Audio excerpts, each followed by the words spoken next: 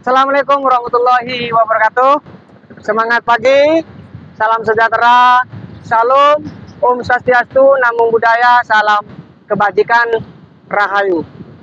Perkenalkan, saya Ramadan, dosen pada program studi Pendidikan Pancasila dan Kewarganegaraan, Fakultas Ilmu Pendidikan, Universitas PGRI Kanjuruhan, Malang. Saya merupakan peserta sertifikasi dosen gelombang 1 Kemendikbudristek tahun 2024. Pada kesempatan ini saya akan menjelaskan mata kuliah yang saya ampu, yaitu profesi keguruan. Mata kuliah ini merupakan rumpun mata kuliah kependidikan dengan kode DIK 203 yang bertujuan untuk membekali mahasiswa bagaimana konsep profesi keguruan itu, sikap profesionalisme dan kode etik guru Indonesia. Di samping itu juga memahami administrasi kependidikan, organisasi profesi, serta bagaimana mahasiswa juga mampu menganalisa kebijakan, perlindungan, dan penghargaan terhadap guru, serta pengembangan profesi pembelajaran di abad 21. Mata kuliah ini memiliki bobot 2 SKS dengan capaian pembelajaran mata kuliah sebagai berikut. Capaian mata kuliah yang pertama, mahasiswa mampu mendeskripsikan konsep profesi keguruan itu sendiri. Yang kedua, mahasiswa mampu mendeskripsikan sekaligus menunjukkan sikap profesionalisme dan memiliki kompetensi guru di abad 21. Lalu yang ketiga, mahasiswa mampu memahami administrasi pendidikan, organisasi profesi, dan kode etik guru di Indonesia. Lalu yang keempat adalah mahasiswa mampu menganalisis kebijakan yang berkaitan dengan perlindungan dan penghargaan terhadap guru. Lalu yang terakhir adalah mahasiswa mampu mengkaji, menelaah bagaimana pengembangan profesi guru dalam pembelajaran abad 21. Dalam pembelajaran mata kuliah ini, tentu saya menggunakan pola delivery, interaction, dan assessment. Sementara metode yang saya gunakan adalah expositorik dan problem based learning. Adapun kriteria penilaian dalam mata kuliah ini, yang pertama, 10% untuk kehadiran. Kehadiran di sini meliputi aktivitas bertanya maupun memberikan sanggahan. Lalu yang kedua, 20% untuk tugas, baik itu tugas makalah maupun presentasi. Lalu yang 10% adalah kehadiran. Kehadiran itu meliputi attitude dan performance. Ini penting karena yang kita siapkan adalah calon guru profesional di abad 21. Lalu kriteria yang terakhir untuk UTS dan UAS masing-masing 30%. Bagaimana proses pembelajaran mata kuliah profesi keguruan ini? Yuk kita simak setelah pesan-pesan berikut ini.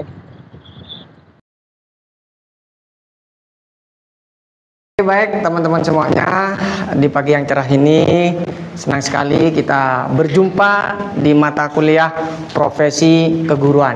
Untuk itulah mengawali perjumpaan ini, mari kita memohon kepada Tuhan yang Maha Baik agar apa yang saudara inginkan, saudara harapkan, Tuhan senantiasa memberikan kemudahan. Berdoa disilakan. Berdoa selesai. Assalamualaikum warahmatullahi wabarakatuh. Waalaikumsalam warahmatullahi wabarakatuh. Semangat. Pagi. Luar biasa. Selamat pagi, salam sejahtera, salam, Om Swastiastu, Namo Buddhaya, salam kebajikan, Rahayu. Nah, teman-teman semuanya, semoga sehat senantiasa menyertai kita semua. Dalam pertemuan kali ini, ya, di mata kuliah profesi keguruan yang sudah memasuki pertemuan ke-12, maka Pak Ramadan perlu mengingatkan dalam mata kuliah ini, ya, saudara nanti bagaimana kita akan mendiskusikan, ya, pengembangan profesi keguruan di abad 21. Teman-teman semua perlu kan di dalam kontrak perkuliahan yang beberapa minggu lalu sudah kita sepakati capaian akhir dalam pembelajaran ini. Pertama, saudara mampu memahami sekaligus mendeskripsikan tugas utama dari seorang guru. Lalu yang terakhir, kemudian saudara diminta untuk menganalisa, ya, menelaah apa saja karakteristik, ya, dalam pembelajaran abad 21. You understand? Yes. Oke. Ada pertanyaan? Sampai di sini? Cukup jelas? Profil dan kompetensi guru. Ya. Kita lihat tabel berikut. Ya. Kondisi guru hari ini. Ingat, kondisi guru hari ini, ya. Sehingga ketika saudara melihat kondisi ini, ya, masihkah ada di dalam benak saudara, di dalam jiwa saudara untuk tetap memutuskan memilih mengabdi pada republik ini melalui profesi yang sangat mulia. Kita lihat kekurangan guru dalam tahun kurun waktu 2020 sampai 2024, ya, 5 tahun ke depan. Ini masih tahun 2024, belum tahun 2025 yang akan datang. Ketika saudara nanti lulus, saudara akan bertarung, berjuang, berkompetisi dengan lulusan-lulusan PPKN di seluruh Nusantara. Pertanyaannya adalah, masih siapkah saudara menjadi guru? Siap. Siap, ya? Khususnya untuk program studi PPKN, guru PPKN di sana itu masih cukup minim seperti itu. Sehingga saya melihat peluang itu ke depan, sehingga dengan kepercayaan diri saya, dengan kebutuhan itu, maka saya yakin bahwa saya siap menjadi guru. Oke, luar biasa. Plus ya buat Kevin, ya. Luar biasa. Artinya menjadi guru itu bukan karena, ya, semata-mata kebutuhan, ya, bukan karena semata-mata kekurangan, karena melihat, ya, kondisi di masing-masing daerah yang menurut saya, ya, jalur terbaik untuk menyiapkan sumber daya manusia adalah lewat profesi guru.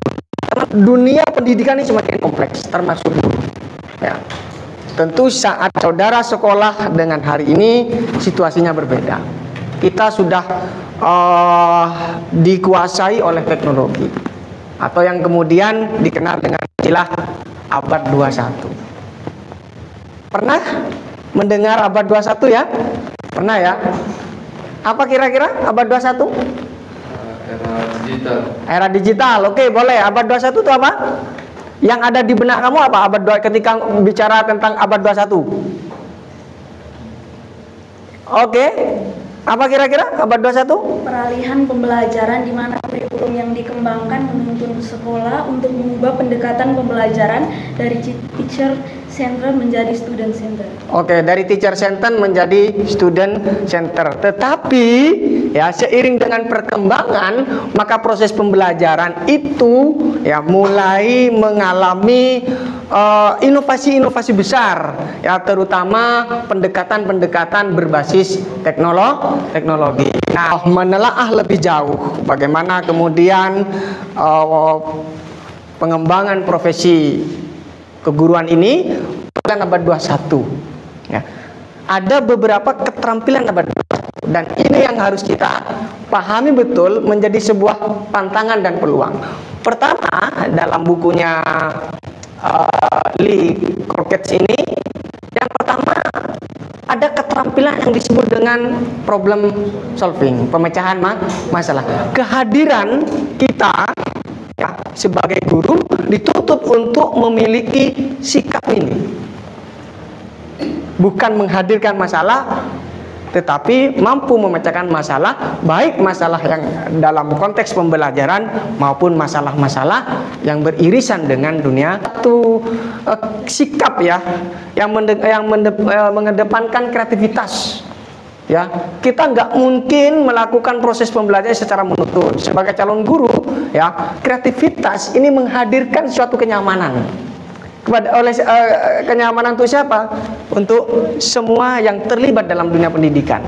Yang berikutnya adalah berpikir analis, ya, critical thinking, ya, menghadirkan sebuah solusi. Maka yang berikutnya kita juga harus dituntut mampu berkolaborasi dengan stakeholder, dengan seluruh elemen.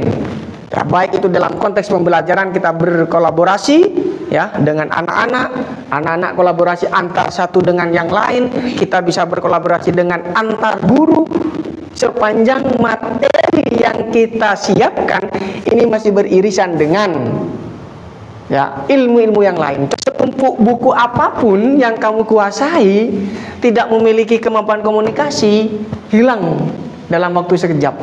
Maka kemampuan komunikasi menjadi kunci dalam menyiapkan ya materi yang ditransformasikan atau yang ditransferkan kepada peserta didik. Kemampuan komunikasi ini memiliki peranan penting. Akhirnya punya etika dan akuntabilitas.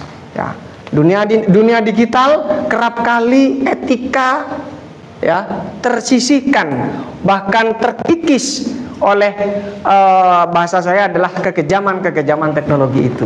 Maka etika dalam bermedia sosial, etika dalam berkomunikasi, etika dengan siapapun yang ada dalam stakeholder persekolahan ini penting kita junjung tinggi, termasuk memiliki akuntabilitas.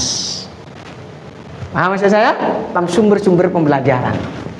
Kemudian ada leadership di sini, ya, ada leadership. Kepemimpinan, ya. Apakah seorang guru juga pemimpin? Pasti, ya. Minimal pemimpin atas dirinya sendiri. Bagaimana ia menjadi suri teladan, bagaimana ia kemudian menebar kebajikan, dan bagaimana ia menginspirasi bagi orang lain. Teman-teman, kemudian ada yang disebut dengan keterampilan sosial. Keterampilan sosial ya tentu seiring dengan 4 kompetensi yang harus dimiliki oleh guru. Kompetensi pedagogik ya, maka sudah barang tentu, sudah pasti seorang guru harus menguasai bidang-bidang ilmu-ilmu tentang pedagogi. Bagaimana memahami peserta didik, bagaimana mengevaluasi ya, bagaimana metode, kemudian model pembelajaran dan seterusnya. Kompetensi yang kedua adalah kompetensi pedagogik apa? Kompetensi profesional ya, profesional. Kita dituntut menjadi guru yang profesional. Ya, saudara sesuai dengan bidang studinya dituntut untuk memegang teguh nilai-nilai profesionalitas itu sendiri.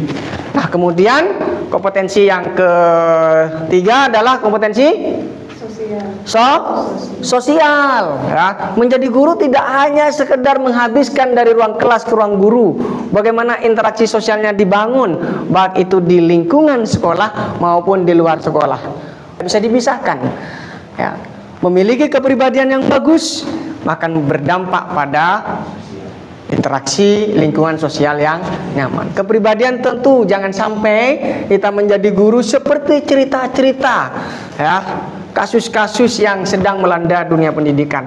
Dan hari ini saudara sebagai Gen Z, generasi Z yang akan mengisi ruang-ruang kelas berikutnya, ruang-ruang sekolah berikutnya, saudara dituntut untuk tidak sekedar memiliki 4 kompetensi, tetapi juga harus memiliki kompetensi di abad 21. Kolaborasi, leadership, creativity, dan seterusnya. Teman-teman semuanya, setelah kita mengetahui bagaimana perkembangan pembelajaran, perkembangan pendidikan di abad 21, maka selanjutnya ya, kita akan mengulik sedikit ya, apa dan bagaimana sebenarnya tupoksi, tugas pokok dan fungsi. Namanya tupoksi, tugas pokok dan fungsi. Tugas pokok dan fungsi seorang guru di abad 21 apakah sama atau semakin komplekskah? Atau tugas seorang guru di abad 21 sama dengan di tahun 80-an. Nah, bagaimana kemudian Mulyono menjelaskan ya, dalam keterangannya, guru abad 21 ini memiliki peran sebagai fasilitator yang menyediakan stimulus, rangsangan yang baik itu berupa strategi pembelajaran, bimbingan dan bantuan ketika peserta didik mengalami kesulitan. Bimbingan memikirkan bagaimana strategi yang efektif. Maka dalam strategi itu biasanya kita lihat heterogenitas peserta didik. Oh, kelas ini ternyata ya rata-rata mudah memahami kalau penjelasannya lewat video, lewat film. Karena gaya belajarnya adalah audio visual. Ada yang kinestetik dan seterusnya. Nah, inilah yang harus ya, teman-teman betul-betul melihat bagaimana tupoksi guru abad 21. Nah, teman-teman semuanya, setelah kita menyimak ya, atau melihat pendapat Mulyono bahwa menjadi guru di abad 21 ini adalah kita sebagai fasilitator, kemudian bagaimana menyiapkan strategi, pertanyaan sederhana ya, supaya ada refleksi bagaimana undang-undang ini mengatur. Paham maksud saya ya? Oke, pertanyaannya adalah apa tugas utama? Tugas utama guru ya, menurut Undang-Undang Nomor 14 Tahun 2005. Tentang apa ini? Undang-undang tentang apa? Tentang guru dan dosen. Nah, dalam undang-undang itu juga dipaparkan tugas utama guru tuh ngapain. Berbagai regulasi ya, berbagai regulasi yang mengatur tentang pengembangan profesi ya. Maka saudara nanti pertanyaan ini akan didiskusikan apa saja sih sebenarnya tugas utama seorang guru menurut Undang-Undang Nomor 14 Tahun 2005. Nah, berikutnya ya, untuk memberikan gambaran secara utuh, maka kemudian saudara juga harus mengkaji ya, atau ada referensi-referensi yang kemudian memperkuat kajian-kajian tentang tugas utama guru. Dalam beberapa literatur ya, ada peran guru di dalam abad 21 ini. Ada peran guru dalam abad 21. Guru yang profesional di abad 21 itu bukan karena gelarnya yang panjang. Ya, bukan karena pakai dasi. The most significant change. Kenapa? Setelah anak-anak mendapatkan materi ini, setelah anak-anak ya mendapatkan penjelasan dari gurunya, the most significant change. Ini penting. Kenapa ini penting? Karena pendidikan yang akan datang ya dengan tantangan globalisasi yang begitu ketat, di sini peran kita. Bagaimana pendidikan global yang kompetitif ini ya juga akan mempengaruhi kesiapan guru profesional. Maka ya dalam sebuah proses guru abad 21, faktor utama dalam menentukan keberhasilan adalah proses pembelajaran dengan memperhatikan aspek learning to learn. Ini penting, tidak hanya sekedar menghabiskan. Selesai anak-anak selesai pulang, enggak. Tapi bagaimana saudara memikirkan learning to learn-nya. You understand? Oke. Nah, teman-teman semuanya ya.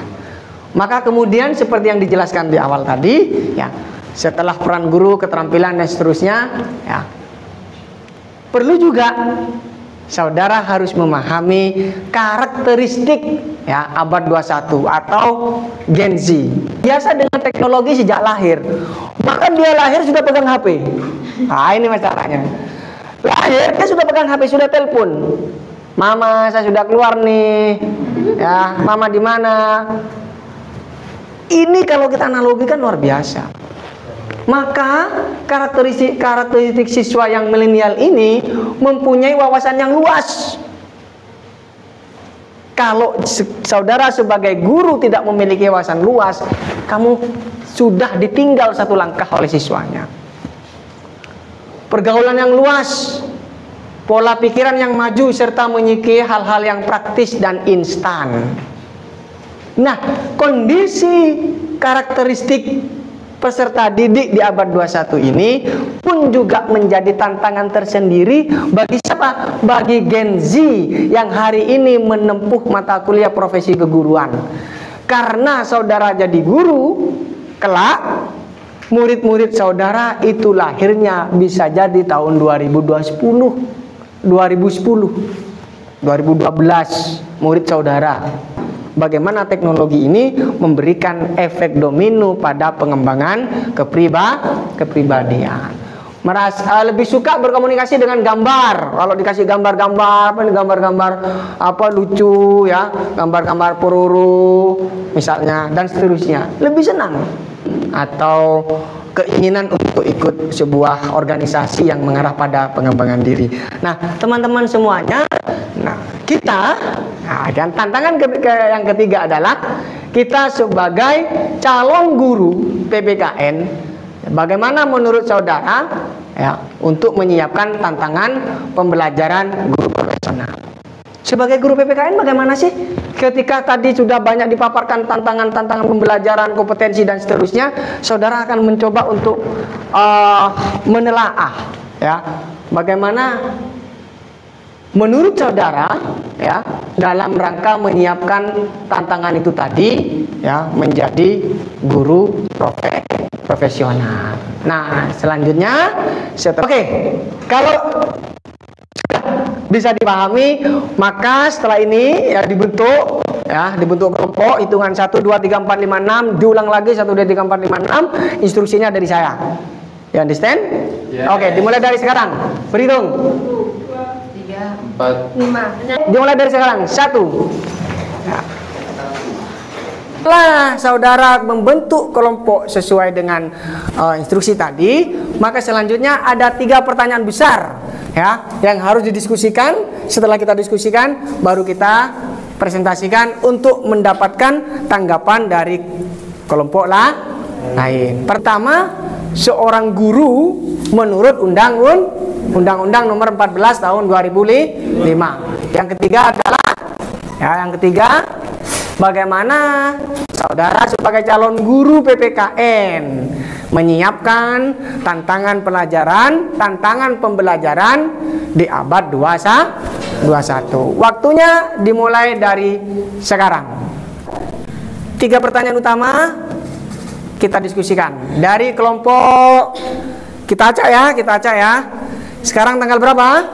8. Sekarang tanggal 10. 10 kita ambil angka yang di depan. 1. Nah, kelompok 1. Terima kasih. Langsung saja kami akan menyampaikan hasil diskusi kami. Yang pertama tentang apa sih abad 21 itu. Jadi yang hasil diskusi kami, abad 21 adalah bisa disebut juga dengan abad pengetahuan, di mana informasi dan pengetahuan itu bisa didapat secara cepat, secara bebas. Kemudian juga ini mempengaruhi segala aspek kehidupan, termasuk di bidang pendidikan. Biasa aplaus ya. Silakan kelompoknya siapa nanti? Oke, Nora ya. Oke, silakan Nora. Biasa. Atau semakin menyala. Oke, silakan. Dimulai dari sekarang. Baik, mungkin kami dari kelompok 2 akan presentasikan sedikit mengenai bagaimana menurut kelompok kami peranan guru menurut Undang-Undang Nomor 14 Tahun 2005 itu sendiri. Nah, di sini ada beberapa hal yang menjadi peran guru, yaitu yang pertama, yaitu bertanggung jawab untuk mengajar, membimbing dan juga mendidik peserta didik itu sendiri. Di mana guru PKN dia itu mempunyai tugas yang penting untuk membimbing peserta didik, karena kita ketahui bahwa sekarang abad 21 itu seluruh informasi bisa masuk dari mana saja, dari kapan saja. Oleh karena itu, guru PKN itu harus menjadi guru yang update dengan segala berita. Jadi guru PKN itu tidak hanya guru yang berpatokan mengenai hal-hal masa lalu, tetapi hal-hal masa kini. Jadi guru PKN itu harus update dan juga membimbing peserta didik agar tidak terprovokasi dengan hal-hal luar yang masuk di dalam negeri kita sendiri. Oke, luar biasa ya. Silakan kalau ada yang ditanyakan. Saya Pak. Oke, saudara Kevin, silakan. Dari kelompok kami ada sedikit pertanyaan. Menurut Undang-Undang Nomor 14 ini, menurut Undang-Undang Nomor 14 ini yang tugas pokok utama guru salah satunya ialah mengajar. Jadi pertanyaan kami dalam abad 21 ini, bagaimana kelompok saudara edukasi mengajar untuk siswa sehingga lebih memahami atau lebih menyenangkan seperti itu. Terima kasih. Oke, baik, silakan ditanggapi. Guru ini dia mempunyai pendekatan dalam mengajar, di mana harus inovatif. Di mana seorang guru, apalagi kita guru PKN, kita itu tidak bisa hanya berpatokan dengan buku. Seperti yang sudah saya jelaskan tadi, guru PKN itu harus update. Jadi kita bisa memanfaatkan segala teknologi yang ada. Jadi misalnya sekarang kita mempunyai aplikasi YouTube, kita bisa memanfaatkan YouTube untuk kita mencari informasi terbaru menjadi bahan untuk diskusi kita. Di mana kita sebagai guru PKN bisa memanfaatkan itu untuk menjadi studi kasus di dalam diskusi kita agar pembelajaran itu bisa hidup. Mungkin kurang lebih seperti itu. Oke, thank you ya. Luar biasa, aplaus buat Nora. Oke, silakan duduk kembali. Dari teman kita yang telah banyak memaparkan diskusi bagaimana menyiapkan profesi guru ini ya dalam tantangan abad 21 yang sangat kompleks. Problematika pun datang silih berganti. Maka betul apa yang dikatakan oleh teman kita tadi, Nora, kita pun juga harus update dengan perkembangan-perkembangan. Seiring dengan perkembangan teknologi, perkembangan model pembelajaran, strategi pembelajaran, sehingga kita betul-betul lulus dari universitas yang kita banggakan, siap untuk berkompetisi dan memberikan yang terbaik dalam proses pembelajaran nanti. Itu yang bisa kami sampaikan. Semoga apa yang kita diskusikan pada pertemuan kali ini tentu mendapatkan wawasan yang luas, ya, menguatkan niat kita untuk menjadi guru dan meneguhkan kembali nilai-nilai humanisme dalam pendidikan saat ini. Kiranya itu yang bisa kami sampaikan. Mohon maaf yang sebesar-besarnya. Saya Pak Ramadan atas nama kru dan kerabat kerja yang bertugas mengucapkan salam Pancasila. Salam.